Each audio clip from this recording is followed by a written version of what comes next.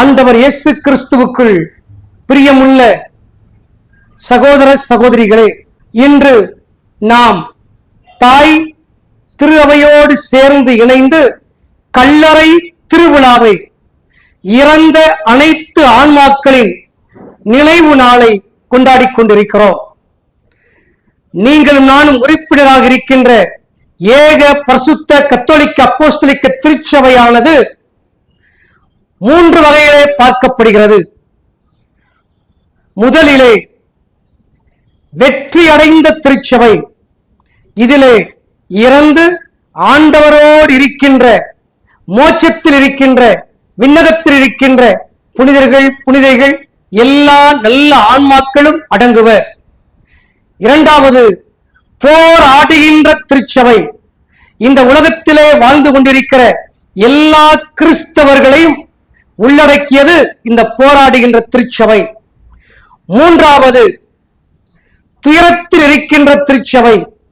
இந்த உலகத்திலே வாழ்ந்து மரித்து தாங்கள் செய்த பாவத்தின் காரணமாக அதற்காக பரிகாரம் தேடி உத்தரிக்கிற ஸ்தலத்திலே வேதனைப்பட்டு கொண்டிருக்கிற ஆன்மாக்களை இது குறிக்கின்றது.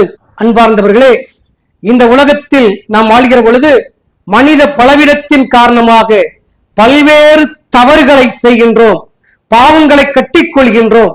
தூய்மையான உள்ளத்தோடு மரிப்பவர்கள் உடனே ஆண்டவர் எடுக்கப்படுவார்கள்.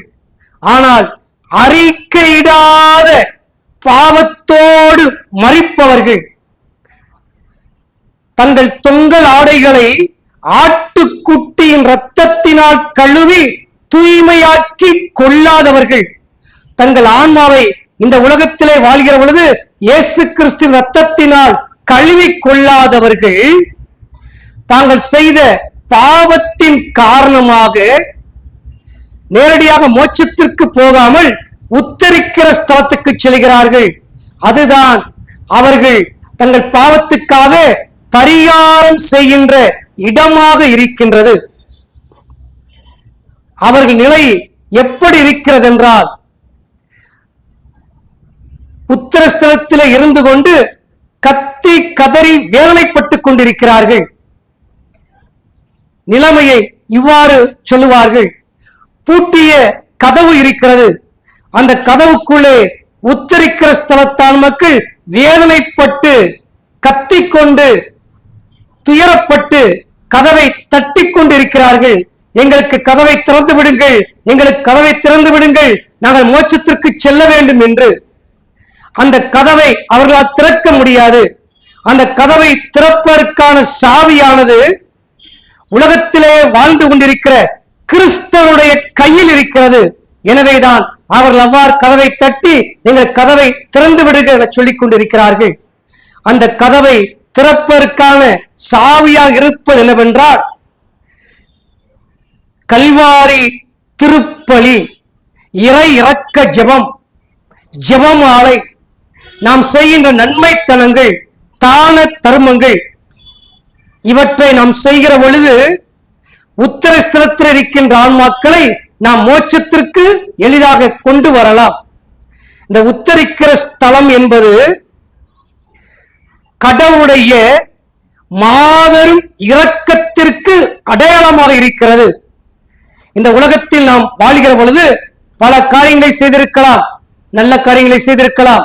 ஆனால் ஒருபோதும் நமது சொந்த நற்செயல்களால் மட்டுமே நாம் மோட்சத்திற்கு செல்லவே முடியாது. கடவுளுடைய மாபெரும் இரக்கத்தினால் தான், கிருபையினால் தான், கருணையினால் தான் நம்மால் மோட்சத்துக்கு செல்ல முடியும்.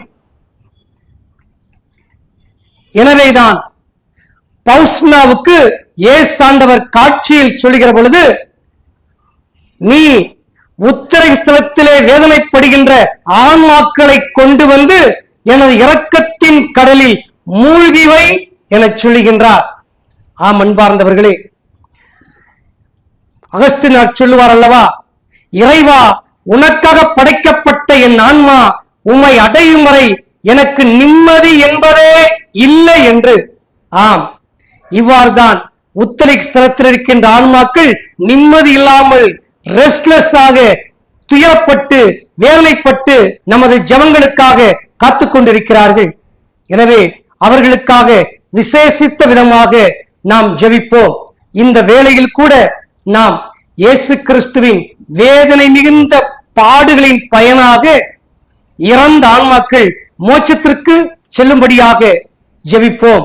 எல்லாரும் இப்பொழுது இணைந்து சொல்லுவோம்.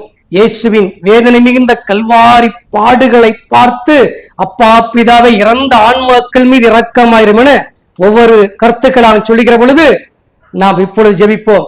எல்லாரும் கண்களை மூடிக்கொள்வோம். நமது குடும்பத்திலே நமக்கு தெரிந்தவர்களே மரித்த ஆன்மாக்களை கண் முன்னால் கொண்டு வருவோம். அவர்களது உருவத்தை கொண்டு வருவோம். அவருடைய பெயரை கொண்டு வருவோம். கொண்டு வந்து முதலிலே இறந்தோரின் ஆன்மாக்கள் மீது இரக்கமாயிரும் என்று இயேசுவின் பாடுகளை பார்த்து ஜெபிப்போம். எல்லாம் இணைந்து சொல்வோம்.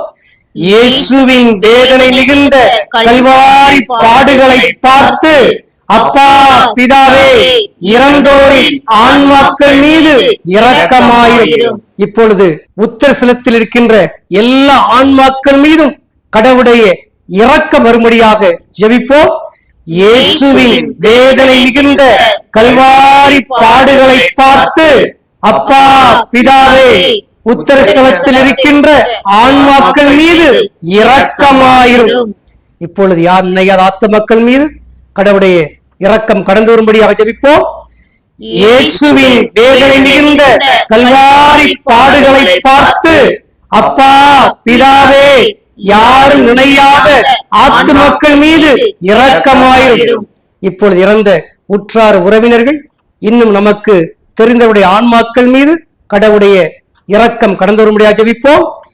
இயேசுவின் வேதனை மிகுந்த கல்வாரி பாடுகளை பார்த்து அப்பா பிதாவே இறந்த உற்றார் உறவினர் எங்களுக்கு தெரிந்தவர்கள் ஆன்மாக்கள் மீது இரக்கமாயிரும். இறந்த நம்ம திருத்தந்தை ஆயர்கள் குருக்கள் ஆன்மாக்கள் மீது ஆண்டவருடைய இரக்கம் கடந்து வந்து அவர் நித்திய இளைப்பாற்றை தரும்படியாக ஜெபிப்போம். இயேசுவின் வேதனை மிகுந்த கல்வாரி பாடுகளை பார்த்து அப்பா பிதாவே இறந்த திருத்தந்தையர்கள் ஆயர்கள் குருக்கள் கன்னியர்கள் ஆன்மாக்கள் மீது இரக்கமாயிரும். இயேசுவின் வேதனை மிகுந்த கல்வாரி பாடுகளின் பயனாக நாம் ஜெபித்த ஒவ்வொருடைய ஆன்மாவுக்கும் இறைவன் நித்திய இளைப்பாற்றியை கட்டளையிடுவாராக. இப்பொழுது நாம் இயேசுவின் வேதனை மிகுந்த கல்வாரி பாடுகளை பார்த்து யாருக்கெல்லாம் ஜெபித்தோமோ அவர்களை எல்லாரையும் பார்த்து இயேசு ஆண்டவர் லூக்கா நற்செய்தி 23:43 வாசிக்கிறோம் அல்லவா, நீ இன்றே என்னோடு வாழ்ந்திருப்பாய் என்ற வார்த்தைகளையும் இன்னும் மத்தேயு 25:34 வசனத்திலே வாசிக்கிறோம் அல்லவா, இயேசு ஆண்டவர் நீதி அரசராக சிம்மாசனத்திலே அமர்ந்திருக்கிற பொழுது தமது வலப்பக்கத்தில் இருப்பவர்களை பார்த்து சொன்னாரே, வாருங்கள் என் தந்தையின் ஆசி பெற்றவர்களே, உலகம் தோன்றியது முதல் உங்களுக்காக ஏற்பாடு செய்துள்ள அரசு உங்களுக்கே உரிமையாகுக என்று சொல்லி அவர் செய்த பாவத்தை எல்லாம் கழுவி அவர்களை தூய்மைப்படுத்தி அவர்களுக்கு மோட்ச வாசலின் கதவை திறந்து அவர்கள் வானக தூதர்களோடும் புனிதர்களோடும் என்னாலும் ஆண்டவரை முகமுகமாக பார்த்து தரிசித்து பரிசுத்தர் பரிசுத்தர் பரிசுத்தர் தூயவர் தூயவர் தூயர்வன போலக்கூடிய மாபெரும் பாக்கியம் பெற்ற நிலையை பேறு பெற்ற நிலையை இறைவன் அவர்கள் கட்டளையிடுவாராக. ஆமென். தந்தை மகன் தூய் ஆவியானவரின் பெயராலே ஆமென்.